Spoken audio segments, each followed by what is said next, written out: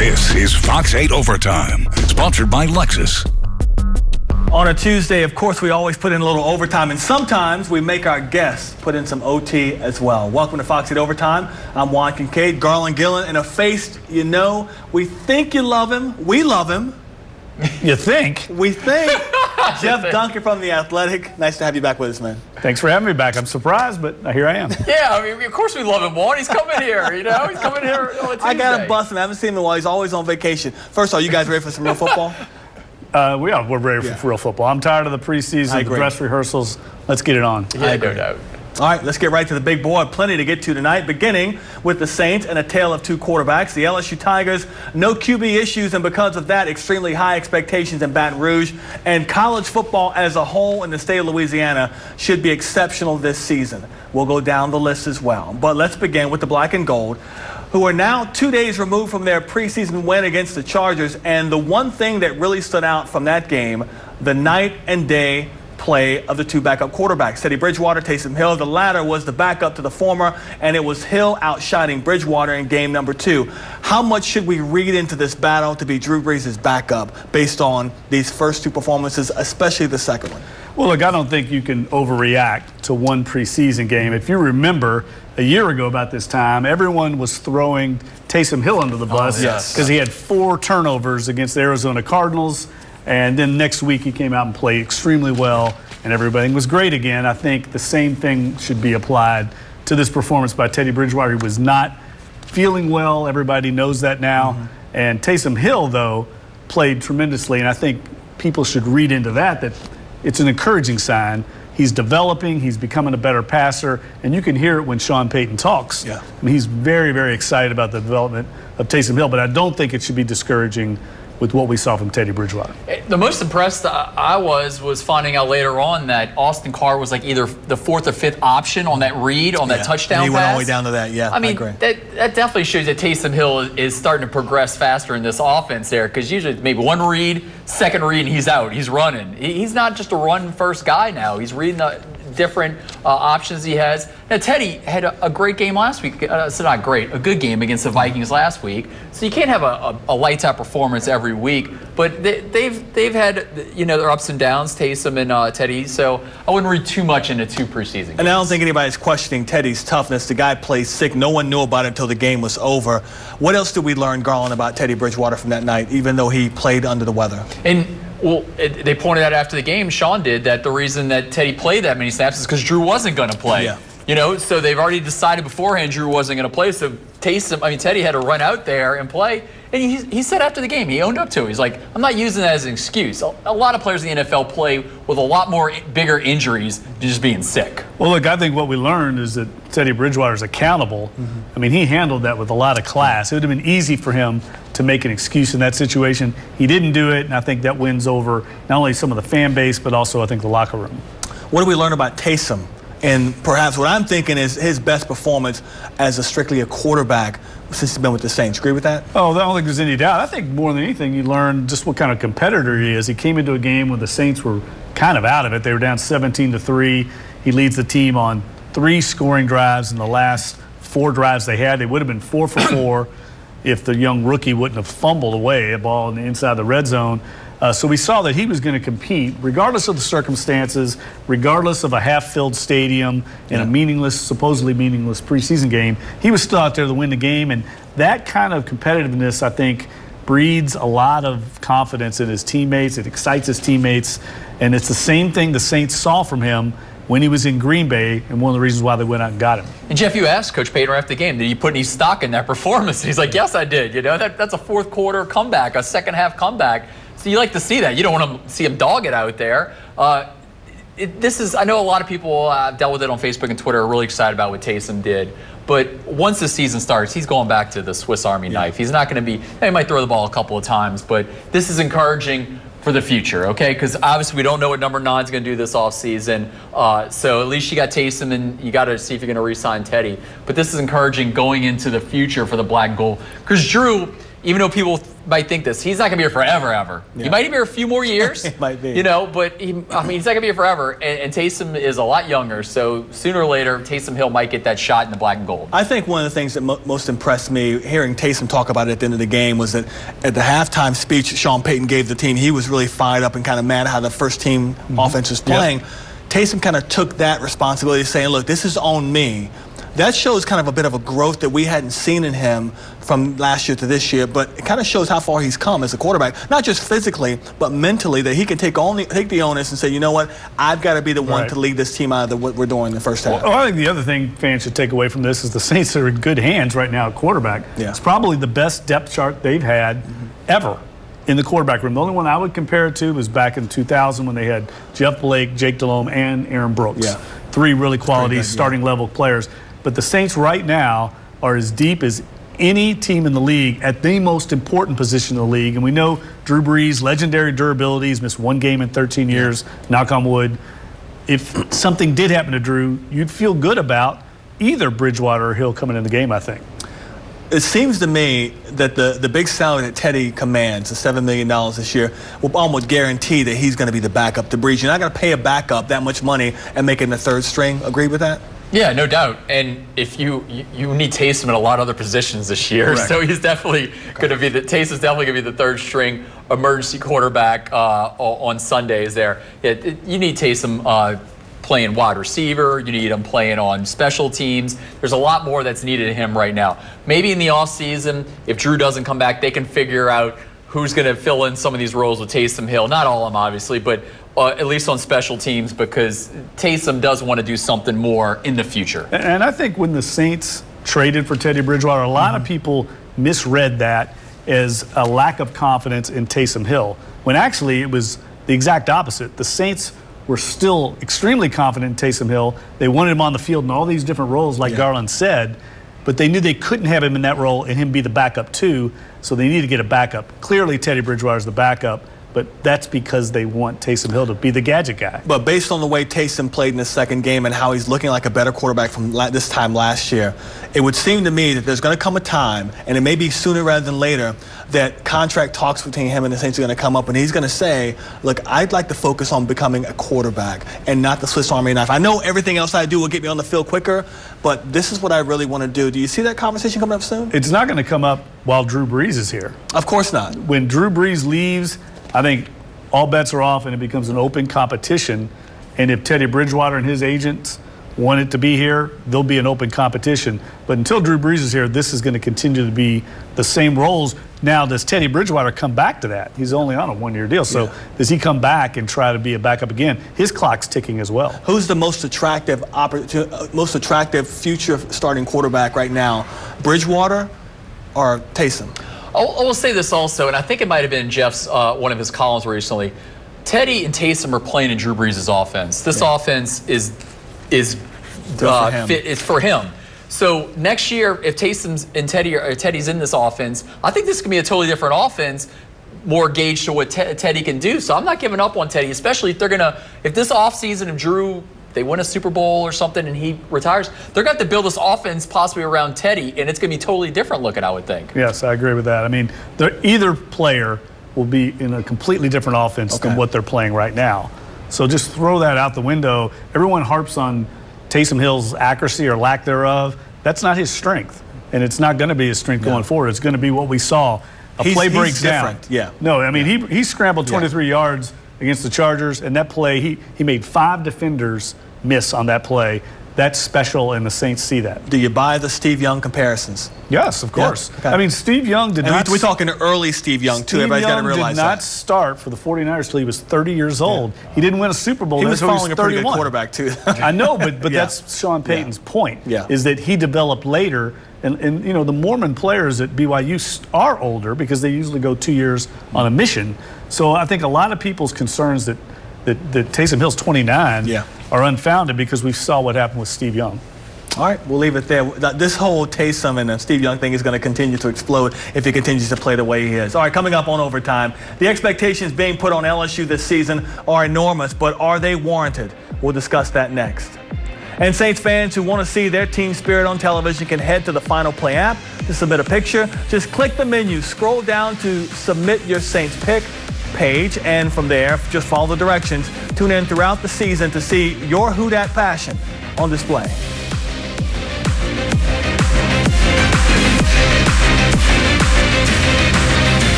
Fox 8 Overtime, sponsored by your Southern Quality Ford dealers.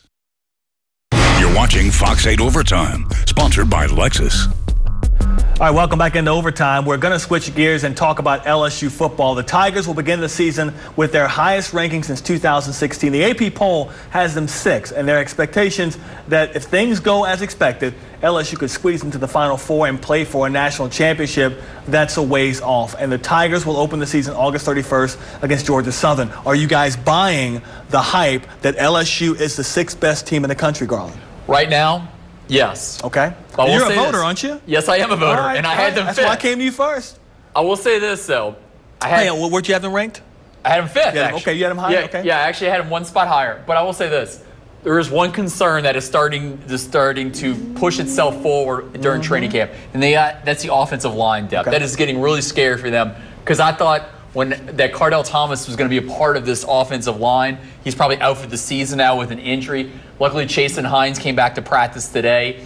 They got some. That starting 5, Austin Deculus on the right side, right tackle, had a rough season last year, so there's still some worries there. But I still see this team as an 11-win, 10-win team there. I still think they go to Texas in week 2 and win, even though the spread right now is like right around even. But yes, I do buy the hype right now. I do believe that they're one of the top 10 Jeff, teams are you in a the country. believer? Yeah, look, I agree with Garland. Just think about it, guys. What are the concerns, annual concerns with LSU's football program for the last decade? Quarterback play and the passing attack on offense. Well, they fixed that. I mean, you got Joe Burrow coming back, a top player that could be an NFL prospect, and you've brought in Joe Brady from the New Orleans Saints to install a sophisticated passing attack. They've taken care of the 2 biggest issues in my mind that have held this program back from being elite like it should be, considering the talent level that's on this team. The defense is going to be top-notch, as always. It's loaded with NFL prospects, and it's got Dave Aranda, an NFL-level defensive coordinator, running the scheme. To me, it comes down to the offense, and I think to Garland's point about the offensive line concerns, I think they're real, and those are valid. But I do think this passing attack, and any Saints fans that have watched the way Drew Brees gets the ball out, they kind of can compensate for a lack of offensive line talent by getting the ball out quick, spreading the ball around, getting the ball out of Joe Burrow's hands. And I think that's going to be a big part of this offense. Now, can they run the ball on people is another question. There's so much pressure on Joe Burrow to be good, to be better than good this year. How do you think he handles the highest of expectations that any quarterback has had there in many, many years? Look, he's as confident and as, I would dare say, cocky as any quarterback the Saints have had. That's what LSU's had. That's what you want in a quarterback.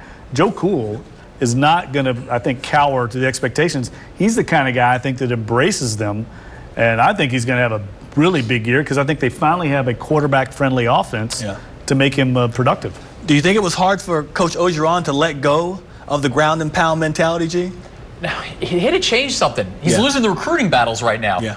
You can see they're winning the recruiting battles. They just notched their 4th receiver for their 2020 class when they picked up Coy Moore's commitment out of Rummel this past Saturday. Kids want to play in this offense. They're getting all the big-time wide receivers now. They're getting some big gun quarterbacks. They got TJ Finley coming in. They got Miles Brennan, who right now is the front runner to start next year. They got some big-time quarterbacks. So Joe Burrow, he's got the moxie. He's got it all right now. He's a reporter's dream and a fan's dream because he talks big and he backs it up. Will the offense have to carry the defense early on this year? I don't think so. Now with Dave Aranda's defense, man. Okay. And I talked about the injury concerns on the offensive line. This week, Christian Fulton, Chase on, and Rashard Lawrence came back as well. Grant Delpit, they all missed time during camp. They're all back this week. We're 11 days out from the game, and everybody's ready to roll now. So that's a good thing on the defense. But the defense is going to throw it all out there on Georgia Southern, and I think they do the same thing to Sam Elliger in week 2. Jeff, I want to ask you, Kilo and Taysom went out early last year, and there's a huge difference in that defense when he wasn't playing. Talk about the difference he makes. I know one player doesn't make a team, but he is a difference maker on that defense that they missed a lot last year. Yeah, he's an edge rusher with a special ability to get off the edge. And, Dave Aranda talked about it when we met with him earlier this summer. And he said he creates a domino effect on the rest of the line. Yeah. It's much like, say, Cam Jordan with the Saints. You take him out, and all of a sudden people start concentrating on the other guys. Yeah. But with Chase on in there now, all the offense's protection schemes are going to be based around stopping Chase on, and that's going to free up these other guys for one-on-one battles. He's a difference maker, and those guys are very difficult to find. And certainly, I think it will create a nightmare for opposing offensive coordinators trying to figure out who they're going to single block besides him on that outside edge. Okay. All right, coming up on Overtime, we'll check in on the rest of Louisiana's college football teams. There's some good ones out there. Stay with us.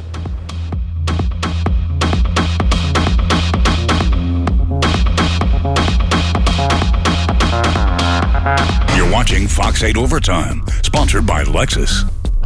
All right, we keep the football talk going here on Overtime because there are a number of teams in the boot that'll be chasing hardware this season. First and foremost, the Nichols Colonels. They're ranked 11th in the FCS poll and are picked to win their second straight Southland Conference title. Over at Tulane, the Greenies are winning much more than just a bowl game this season. And the SWAC, Southern and Grambling are expected to battle for the title, which means the Bayou Classic will, as always, be worth the price of admission. University of Louisiana will challenge in the Sun Belt. And remember, I can't remember the last time we had so many teams in the boot that were talking about bowl aspirations, championship aspirations, being in the mix towards the end of the season. Hey, Jeff and I next Thursday are going to be at Yulman Stadium. I mean, it'd be the place to be. It is. I mean, Tulane football is back uptown. They got a huge recruiting class already for 2020. They're getting big-time recruits from John Curtis. They get Justin Ibiet at Country Day. They get Mason Narcisse over at St. Charles Catholic. It's exciting times there when you see what Coach Rebo's, his star player, played at Rummel with Chase Forcade. I think Tulane's either win 7 or 8 games. Nichols probably going to win the Southland again. It's pretty cool to see. You know, we saw a small little renaissance with college basketball, and I know Jeff's a big college basketball fan with Louisiana. In college football, this is the time to shine right now. All of our programs are looking really strong. What's the motto of the SEC? It just means more. It means more here in Louisiana. Yeah, football means more in this state, I would argue, than any other state in the country. Yeah. Some of the ADs now are starting to invest more in the facilities around the state. And I think the common denominator we see, especially here locally with Nichols, with Tulane, with LSU, you have some stability in the coaching staff. We now have Tim Rebo in his 5th season. This is the 4th for Willie Fritz. And you have stability at quarterback. For the first time in a long time, you got Joe Burrow back, Chase Forcade's back, and you got Justin McMillan returning for Tulane. So you've got quality and stability at the most important positions in the game, quarterback and head coach. You're talking about facilities. Nichols about to have a new field house built for them, so they're putting money in their program, recognizing what they have. I think what else is common with all these teams is that you got NFL talent players on every one of these rosters. It's not just all them going to the big universities like LSU or Alabama and all that. They're also trickling in to Nichols and Southeastern and Tulane and places like that. Well, you got the state, and Garland knows a lot about this more than I do, the state that produces the most NFL talent per capita in the nation. And some of these players have been plucked away from other schools. Not so much anymore because these coaches have put a priority on keeping these kids home. Yeah, and Nichols, 91% of the rosters from the state of Louisiana. That is totally wild. That's crazy. 91%. So Rebo knows if you're going to win, you got to recruit in-state. And Nichols, that is working for them because they're number 11 preseason. They could possibly contend for a title. Yep, you're right. They're going to be fun to watch. All of our teams are going to be fun to watch. Coming up, from a double dose of blame in Dallas to finding Drew Brees' backup to a big challenge for Coach O. Everyone gets a final say next.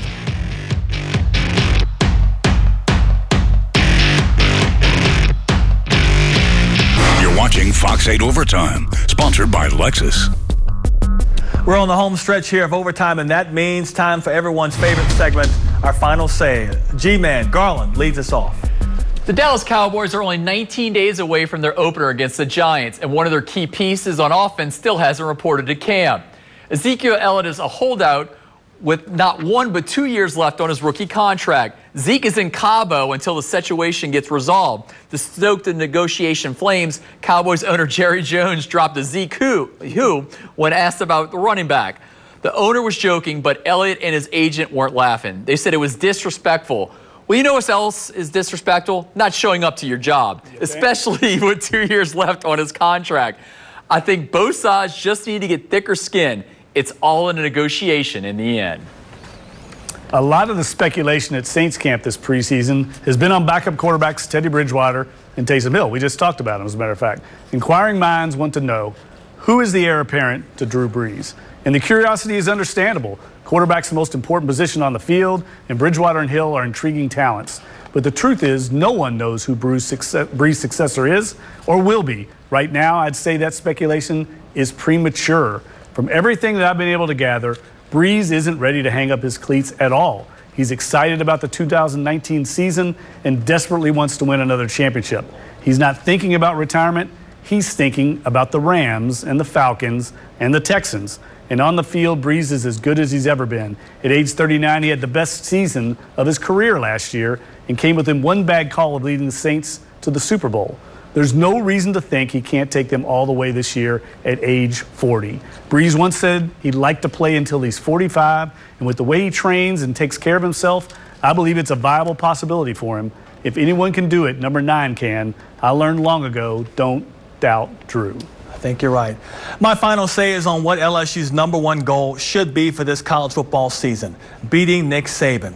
Talent-wise, LSU and Alabama recruit and get the same players. For the most part, they field the same level of players. Tua may be the exception this year. And Bama's offensive and defensive lines. But in the past, the Tigers have had the advantage there and still lost the game. But for conversation's sake, let's say all things are equal between the white lines, between the two schools. This season, what's going to keep the Tigers from upsetting Bama? Head coach Ed Orgeron. As much as I love Coach O, he is not Saban, and in many ways, that's a good thing. But when it comes to setting a precedent and expectation for his players from the moment they step foot on campus, Saban is head and shoulders above every coach in the SEC, and I believe in all of college football. That's what sets him apart, and I'm sure this is a place that Coach O is trying to get to. This year, it feels like he has the players to make this a special season. But when the Tigers face the Crimson Tide, when Coach O is looking across the field at Saban, who'll win that stare down? Who will blink first? The final score will answer that question. For more South Louisiana sports talk, check out Fox 8 Overtime podcast. Episodes 52 and 53 are all about the Saints after their 2 preseason games. And on episode 54, Chris Hagan has an LSU football preview, and coming soon, a fantasy football guide just for you. The Fox 8 Overtime podcast available on fox8live.com, the Final Play, and Tiger Huddle apps, and of course, wherever you listen to your podcast. That's going to do it for us. For all these dudes right here, I'm Juan Kincaid, and everyone at Fox 8, thanks for watching. Our next newscast is at 4:30 in the morning. Have a great night. This has been Fox 8 Overtime, sponsored by Lexus.